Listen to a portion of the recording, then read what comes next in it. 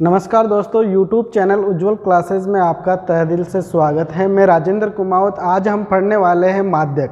Class 10th का topic है 17.6 हम स्टार्ट करने वाले हैं। माध्यक से स्टार्ट करेंगे और इस चैप्टर में से 101% क्वेश्चन आएगा। आपके 6 नंबर का क्वेश्चन बनता है दोस्तों। तो हम समय को ध्यान में रखते हुए तुरंत स्टार्ट करते हैं। माध्यक, देखो माध्यक क्या होता है, कैसे निकलता है माध्यक निकालने के लिए तीन तरीके के क्वेश्चन आते हैं अपने पास।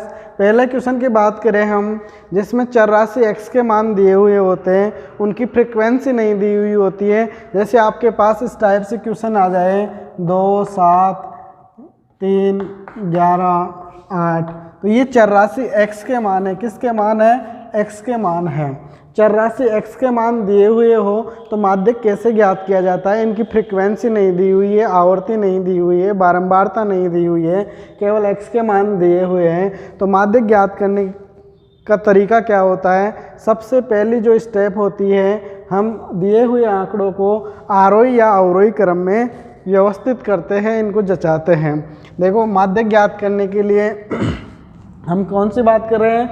जब केवल अपने को x के मान दिए हुए हो, चरराशि के मान दिए हुए हो, तो हम माध्यक कैसे ज्ञात करेंगे?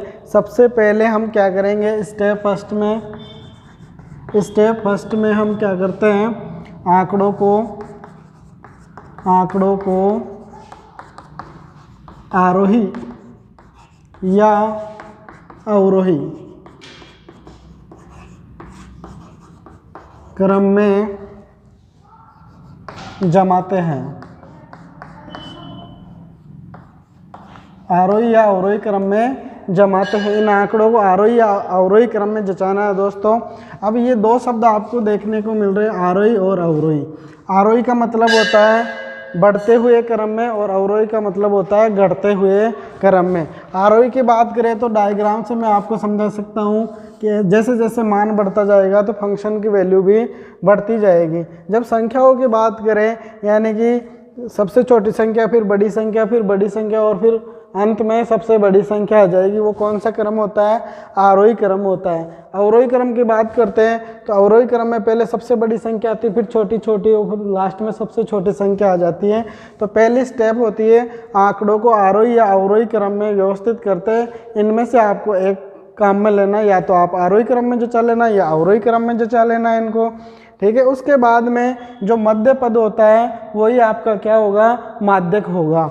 दूसरी स्टेप जो होगी, जो इन आंकड़ों का मध्य पद होगा, स्टेप नंबर 2, आंकड़ों का मध्य पद ही माध्यांक होता है। दोस्तों मध्य पद ज्ञात करने का तरीका आपको आना चाहिए। मध्य पद कैसे ज्ञात किए जाते हैं? आंकड़ों की संख्या सम होगी, विषम होगी, तो अलग अलग टाइप से मध्य पद निकलते हैं। जब आंकड़ों की संख्या विषम होती है तो मध्य पद 1 ही होता है। जब आंकड़ों की संख्या सम होती है तो मध्य पद 2 आते हैं। उस केस में माध्यक कैसे निकलेगा? तो एक बार मैं इस एग्जाम्पल को हटा रहा हूँ दोस्तों। जब आंकड़ों की संख्या n हो हमारे पास, देखो आंकड़ों की संख्या क्या हो? आंकड़ों की संख्या n हो। अब इसमें माध्यक कैसे निकलेगा? देखो माध्यक होगा वो आपका, माध्यक जब n विषम हो, क्या हो? n विषम हो। जब आंकड़ों की संख्या विषम होती है तो मध्य में पद 1 ही होता है और वही क्या बन जाता है? माध्यक बन जाता है। तो मध्य पद कैसे ज्ञात करते हैं? जब आंकड़ों की संख्या विषम होती है तो n+1/2 वा पद, यही आपका क्या होगा? मध्य पद होगा। यानी कि विषम संख्या में 1 जोड़ दो और 2 का भाग दे दो, कौन सा नंबर आ रहा है उस नंबर का आप टर्म्स गिन लो, पद गिन लो, वो आपका क्या हो जाएगा? माध्यक हो जाएगा। जब n क्या होता है? सम होता है, तो मध्य में 2 पद आते हैं। उन दोनों पदों का जो औसत आएगा वो आपका क्या होगा? माध्यक होगा। तो 2 मध्य पद कौन से आएंगे दोस्तों? अच्छी तरीके से समझना। एक तो होता है n/2वां पद और एक दूसरा होता है n बटे हुए 2 प्लस 1वां पद। ये दो मध्य पद होते हैं n/2वां पद और n/2 प्लस 1वां पद। इनका औसत लेना है, वो आपका क्या होगा, माध्यक होगा। तो औसत कैसे निकाला जाता है, आंकड़ों का योग बटे हुए में आंकड़ों की संख्या। तो दो आंकड़े आएंगे अपने पास, मध्य में दो पद आएंगे, इनका औसत निकालेंगे तो 2 का भाग देंगे। तो इस प्रकार से ये माध्यक ज्ञात करने का फार्मूला है। कौन सी बात कर रहे हैं हम, जब केवल चर राशि x के मान दिए हुए हो, उनकी फ्रीक्वेंसी नहीं दी हुई हो, आवर्ती नहीं दी हुई हो। एक एग्जाम्पल हम लेते हैं, एग्जाम्पल की सहायता से आपको क्लियर कर देते हैं। 17.6 का एक क्वेश्चन करते हैं, पहला क्वेश्चन करते हैं।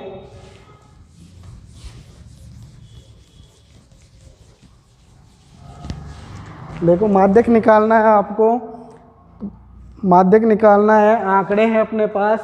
क्वेश्चन नंबर फर्स्ट है, क्वेश्चन नंबर फर्स्ट 25, 34, 33, 13, 25, 34, 13, 33, 13, 33, 13। इसके बाद में है 20, 26, 26, 28, 20, 26, 26, 28 और फिर है 19, 34, 19, 34 का माध्यक ज्ञात करो। इनका आपको क्या ज्ञात करना है, माध्यक ज्ञात करना है, माध्यक ज्ञात करो। देखो बहुत सिंपल क्वेश्चन है, कैसे करेंगे। पहली स्टेप क्या है, अपनी स्टेप नंबर फर्स्ट में हम क्या करते हैं, आंकड़ों को आरोही क्रम में लिखेंगे। आंकड़ों को आरोही क्रम में जमाने पर, आरोही क्रम में जमाने का मतलब होता है सबसे पहले छोटी संख्या, फिर बड़ी संख्या, फिर बड़ी बड़ी, इस प्रकार से लास्ट में सबसे बड़ी संख्या। तो सबसे छोटी संख्या आपको क्या दिखाई दे रही है इसमें, 13। ये 13 दिखाई दे रही है, तो हम 13 लिखेंगे। इसके बाद में 13 के बाद में आप देखो 25, 34, 33, 13, 20, 19, 19 आ रहा है, 19 आ गया। हमने देखो ये लिख लिया है, 13 लिख लिया है, 19 लिख लिया है। 19 के बाद में आपको 20 दिखाई दे रहा है, 20, 20, 20 के बाद में 25, 25 आ गया। 26 दो बार है दोस्तों, दो बार लिखेंगे ये और ये, ठीक है। 26 के बाद में और क्या आ रहा है, 33 आ रहा है, और फिर 34 और एक 34 ये रहा। आप गिन लेना एक बार, इनको डाउट नहीं होनी चाहिए, कन्फ्यूजन नहीं होना चाहिए। कितने आंकड़े, 1, 2, 3, 4, 5, 6, 7, 8, 9 और 10। यहाँ पर भी 10 आंकड़े आ जाने चाहिए। 1, 2, 3, 4, 5, 6, 7, 8, 9। एक मिस हो रहा है, कौन सा हो रहा है भाई, देखना। 13 आ गया अपने पास, 19 आ गया, 19 आ गया, फिर 20 भी है, 20 लिख दिया मैंने। 20 के बाद में 25 है, 25 लिख दिया। 25 के बाद में 26 आ रहा है, 28 नहीं आया ये वाला, ठीक है ना। ये यहाँ पे 28 हो रहेगा, फिर 33 आएगा। स्पष्ट देखना, पूरे आंकड़े आ गए, कोई कन्फ्यूजन नहीं हुआ। 10 आंकड़े यहाँ पे थे, 10 आंकड़े यहाँ पे आएंगे। इतना कर लिया। दूसरी स्टेप में आपको मध्य पद पहचानने हैं। यहाँ पे आंकड़ों की संख्या कितनी आ रही है दोस्तों, 10 आ रही है, तो n इक्वल टू क्या हो गया, 10 हो गया। और 10 कैसी संख्या है, सम संख्या है, क्योंकि इसमें 2 का पूरा पूरा भाग जा रहा है। और सम संख्या होती है तो मध्य में कितने पद आते हैं, 2 पद आते हैं। यहाँ पे आंकड़ों की संख्या क्या है, आंकड़ों की संख्या n बराबर क्या है, 10 है, ठीक है। n बराबर 10 है, तो माध्यक क्या होता है, जब आंकड़ों की संख्या सम होती है तो माध्यक होता है जो दोनों मध्य पद आएंगे उनका औसत, मध्य पदों का औसत। तो मध्य पद कैसे निकलते थे, अभी सूत्र बताया था मैंने आपको, n/2वां पद प्लस n/2 + 1वां पद, और बटे हुए में क्या आएगा, 2 आएगा। अब n का मान हमारे पास 10 है, तो यहाँ पे क्या आने वाला है, 10, और यहाँ पर भी क्या आएगा दोस्तों, 10। इतना समझ में आ गया आपके, ठीक है। अब 10 में 2 का भाग दोगे क्या आएगा, 5वां पद। 5वां पद का मतलब आप ऐसे लिख सकते हो, लिखना चाहो तो x5 लिख सकते हो शॉर्ट में कि x5 का मतलब है 5वां पद, इन पदों में 5वें नंबर का पद। फिर आप देखोगे 10/2 + 1, तो 10 में 2 का भाग दिया, क्या आया 5, और फिर 1 जुड़ रहा है तो क्या हुआ 6, यानी कि 6वां पद। x6 लिख सकते हो आप इसको, बटेवे में 2 चल रहा है, ठीक है। अब x5 और x6 की वैल्यू आप यहाँ से देखोगे 1 2 3 4 5, तो यहाँ पे 5 नंबर पे कौन आ रहा है 26, और 6ठे नंबर पर भी कौन आ रहा है 26, और बटेवे में क्या है भाई 2 है। तो आप इनको देखो सोल्व करोगे, 26 और 26 52, बटेवे में 2 और भाग दोगे 52 में तो क्या आ गया 26। 26 क्या हो गया दोस्तों, माध्यक हो गया। इस प्रकार से अपन प्रश्नों को सोल्व कर सकते हैं। आंकड़ों की संख्या सम है तो मध्य पदों का औसत आता है, और यदि आंकड़ों की संख्या विषम है तो मध्य में केवल एक ही पद होगा, n+1/2वां पद, वही क्या बन जाएगा, माध्यक बन जाएगा। तो आप भली भांति प्रयास कर सकते हो। कुछ क्वेश्चन इसमें है आपके 17.6 में क्वेश्चन दे रखे, आप करना इनको, ठीक है। अब नेक्स्ट टाइप का जो क्वेश्चन होता है वो देखते हैं। जब अपने को x के मानों के साथ f के मान भी दिए हुए हो, कहने का मतलब जो चर राशि के जो मान है उनकी आवर्ती दी हुई हो, उस टाइप के क्वेश्चन आएंगे तो हम कैसे करेंगे वो देखते हैं। अवर्गीकृत बारंबारता बंटन से माध्यक, अवर्गीकृत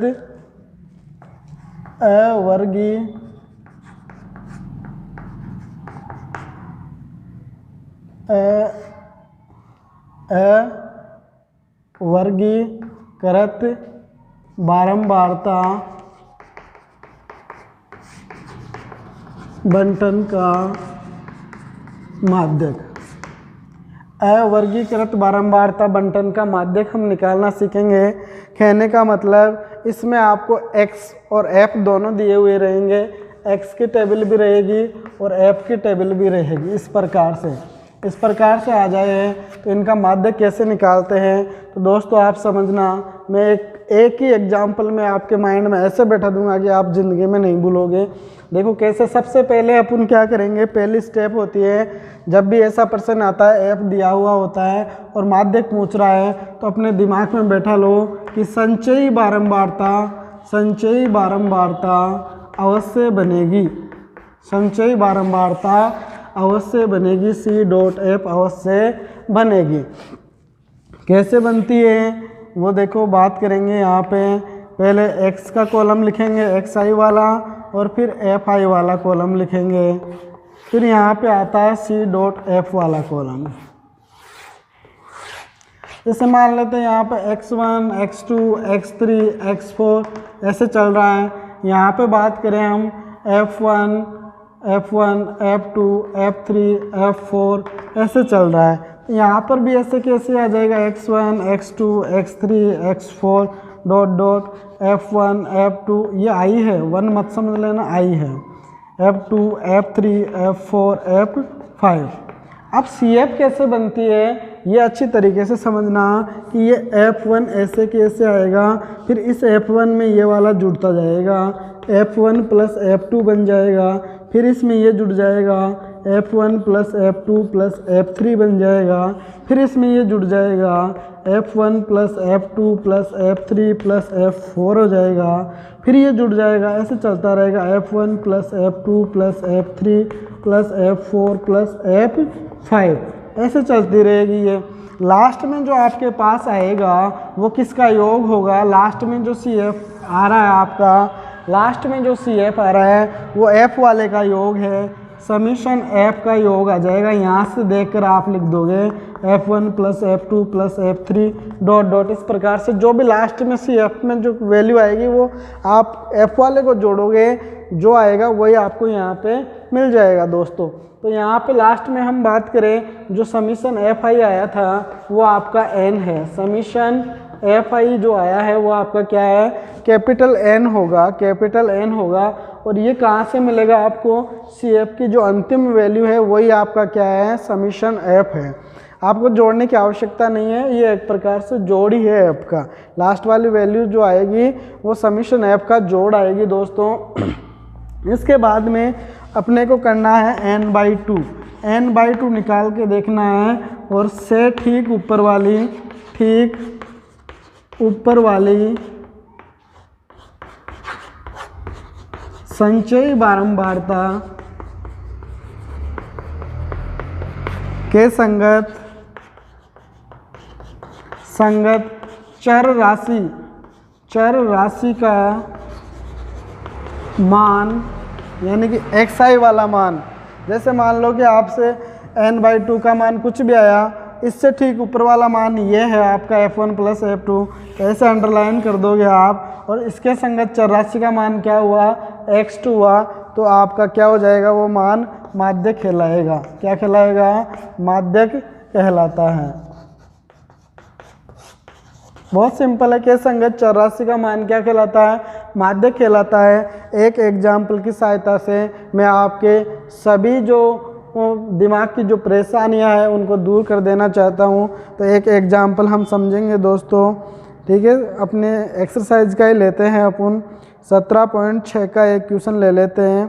क्वेश्चन नंबर 3 है, क्वेश्चन नंबर 3, 17.6 का क्वेश्चन नंबर 3।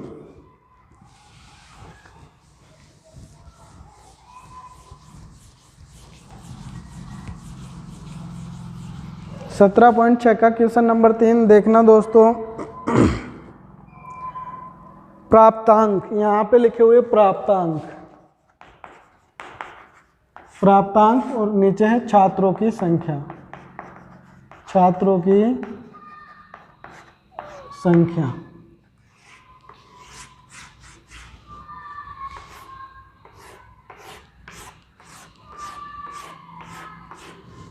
जितने भी आएंगे वो लिख देंगे इसमें।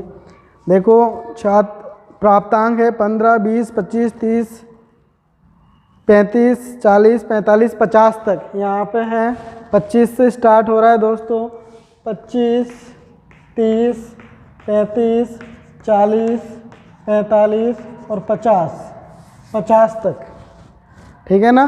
50 तक आ गया। 2, 8, 16, 26, 2, 8, 16, 26 और इसके बाद में है 20, 16, 7, 4, 20, क्या चक्कर पड़ा इसमें, 15 से स्टार्ट है, सॉरी ये 15 से स्टार्ट है, ये वाला 15 से स्टार्ट है, 25 से नहीं है।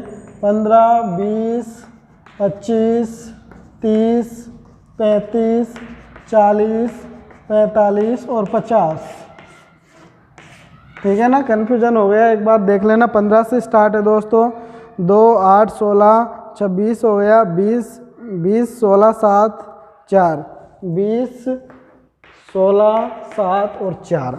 ये क्वेश्चन नंबर 3 है अपना, क्वेश्चन नंबर 3। इसका क्या ज्ञात करना है आपको, माध्यक ज्ञात करना है।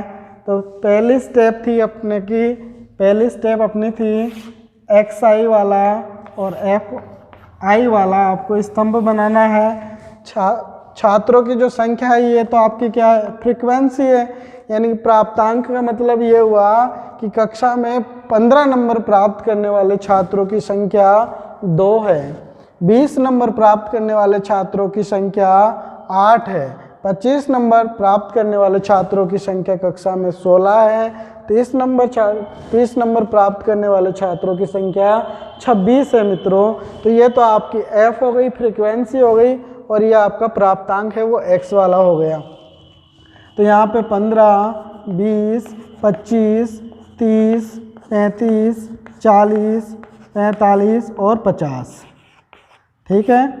इसके सामने आप लिखोगे 2, 8, 16, 26, 20, 16, 7 और 4। इस प्रकार से आपने ये बना दिया टेबल। अब एक मैंने बताया था, जब भी माध्यांक पूछे और f दे, जब भी माध्यांक पूछे और एफ दिया हुआ हो आपको, उनकी बारंबारता दी हुई हो, तो CF बनेगी, संचयी बारंबारता बनेगी और कुछ भी नहीं बनेगा इसमें। संचयी बारंबारता के अलावा माध्यांक वाले प्रश्नों में टेबल में कुछ भी नहीं बनता है। संचयी बारंबारता कैसे बनती है एक बार फिर ध्यान से देखोगे आप। 2 है, 2 को ऐसे कैसे उतार देंगे हम, फिर नीचे वाली संख्या ये जोड़ते जाएंगे। 10 बन गया, 10 में ये 16 जोड़ेंगे, 26 बन गया, 26 में 26 जोड़ेंगे, 52 बन गया, 52 में ये 20 जोड़ेंगे, 72 बन गया, 72 में आप 16 जोड़ोगे तो कितना बन गया, 88 बन गया, 78 10 88 बन गया। फिर आप ये जोड़ोगे तो कितना बन गया, 95 बन गया, 95 बन रहा है ना, ये 90 5 95 और 4 99। तो ये लास्ट की जो वैल्यू आ रही है आपकी समीशन FI की वैल्यू आ गई दोस्तों 99, यानी कि F को आप जोड़ोगे तो आपके पास जो आएगा वो 99 ही होगा। तो n बराबर क्या होता है, समीशन FI होता है और इसकी वैल्यू क्या आ गई आपके पास, 99 आ गई। ये लास्ट में जो मान आ रहा है यही F का योग है। समीशन FI बराबर क्या होगा, 99 होगा। ठीक है, इस पर्सन में 99 आ रहा है, किसी पर्सन में 100 भी आ सकता है, 100 से ज़्यादा भी आ सकता है, कम भी आ सकता है। आप ये मत देखना कि हर क्वेश्चन में 99 ही आएगा। अब इसके बाद में अगली स्टेप थी कि n/2 की वैल्यू ज्ञात कर लो। तो 99 में आपको 2 का भाग देना है, डिवाइड करना है। तो बताओ क्या आएगा, आप 9 में 2 का भाग दोगे तो 4 आया और फिर यहाँ पे 9.5, यानी कि 49.5 आ गया। ये आपका n/2 का मान आ गया। से ठीक ऊपर वाली संचयी बारंबारता, से ठीक ऊपर वाली संचयी बारंबारता